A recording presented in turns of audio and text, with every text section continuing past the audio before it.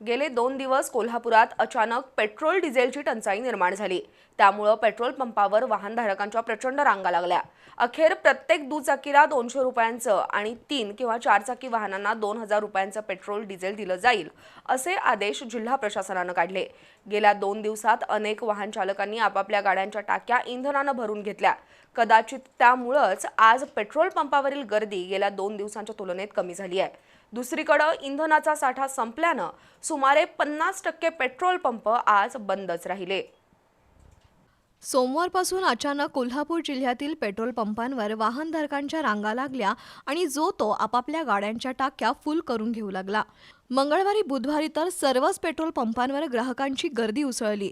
त्यातून अनेक ठिकाणी वाहतूक कोंडी होऊन वादावादी होऊ लागली।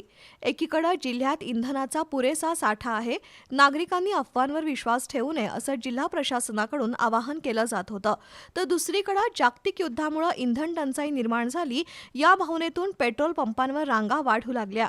या पार्श्वभूमीवर बुधवारी जिल्हा प्रशासनानं नवा आदेश काढला।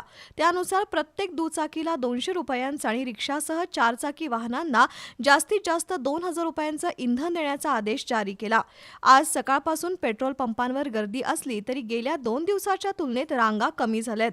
दुपारनंतर कोल्हापूर शहरातील निम्म्याहून अधिक पेट्रोल पंप बंद दिसत होते। जिल्ह्यात एकूण 325 पेट्रोल पंप असून त्यापैकी सुमारे 150 पेट्रोल पंप इंधन साठा संपल्याने बंद झाले होते, तर शहरातील काही पेट्रोल पंपांवर फारशी गर्दी दिसून आली नाही। मुळात वाहनधारकांनी अचानक पेट्रोल पंपांवर रांगा लावून गरजेपेक्षा जास्त इंधन भरून घेतलंय, त्यामुळे आज इंधनाची मागणी कमी झाली।